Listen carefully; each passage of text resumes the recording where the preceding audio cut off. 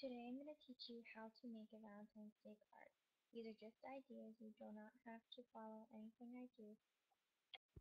Before you can start making the Valentine's Day card, you need to look at different ideas. You can look at books, you can look at web pages.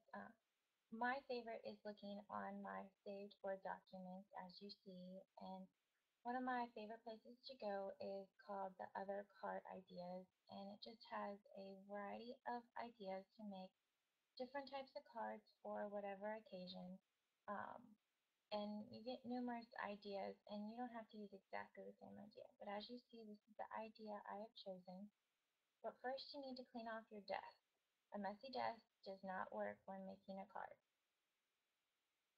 It makes it just more difficult. And then after you have the desk clean, you pick ideas of different things, materials and embellishments and stickers and ribbon and paper. Once you have those and a clean desk and an idea, you can start pulling your paper and laying it out of what you want to do. Now you have it all laid out, you can begin looking at what you have pulled so far to use to make your card. It's always good to have a couple different ideas for cardstock, which is your backing of your card, and colors to correspond. Just my preference is to stick with a cream or white for a card just because it's not as powerful and you can use more fun, colorful pages as you can see that I'm showing for Valentine's Day cards that you can use flags, hearts, other things, and get away with it with using a cream or white colored cardstock. And you are just viewing all the different papers and embellishments I have to use for the Valentine's Day card, and it's always good to have a large selection. Now it's time to start making your card.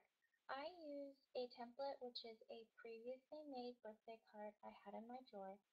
I don't really measure any of my cards, I just make sure they're no bigger than a 4x6 because that's the size of all the envelopes I have.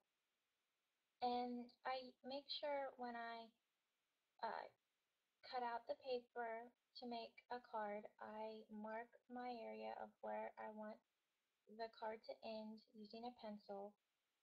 This way I do not waste any paper, and when I cut the paper, as you see, I'm using a paper cutter. It just helps you cut a straight line without it being crooked or anything. And I'll end up with two long 12 sheets, and then I will cut the one 12 sheet approximately about 4 inches off or so, roughly. I don't really measure, so I don't have an exact measurement. A lot of times it ends up smaller than 4x4 cards. And I'll cut that, and it'll come out to be a rectangle. And as you see, it's about the same length as the birthday card, but now I need to fold it. You can either fold it by hand, which I do sometimes, or I use a creaser.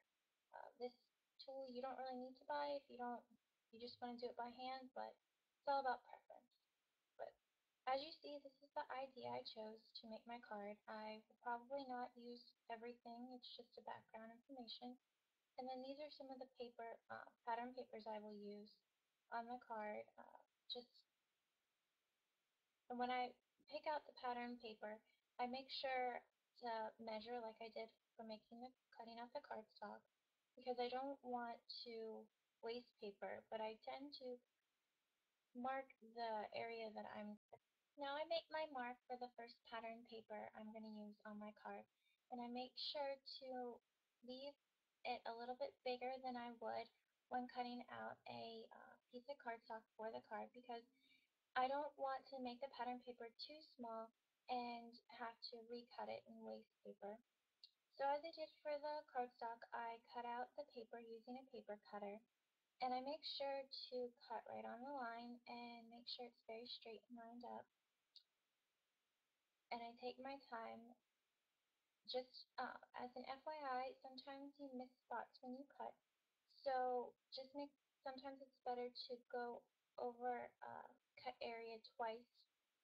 And as you see, I didn't get the corner quite cut very well, so I had to pull it. But be careful when you do that because you could cut a corner off. But now after I've finished my first pattern paper, I'm going to do the same steps for the second. And after I have both the pattern paper cut out, I'm going to start gluing down the first pattern paper. The second one I'm going to wait because I decided to use some ribbon. And I go to my ribbon scraps first to look because I don't want to waste any scraps, as you can tell. And I found a piece, and what I've learned is to glue the ribbon on the back of the pattern paper. So when you glue the pattern paper down onto the card, the end of the ribbon is hidden, and it just makes for a nice clean cut card. And I added a piece of ribbon to the left hand side of the card just to add something to it. And the spot I'm pointing at is where I'm going to put a scallop piece of paper. But first I decided to add a sliver of brown scrap paper behind the pink hearted pattern paper to accentuate the brown ribbon. The spot I'm pointing at is the red that I'm going to match the scallop paper to, as you see, and I added a cream-colored square piece of paper on top and inked it with brown ink just to give it some more brown. And I decided to embellish it with different things. I used rub-ons. One says Crazy in Love, and Brad's heart, different colors, and I used an X-Acto knife to punch up the hole.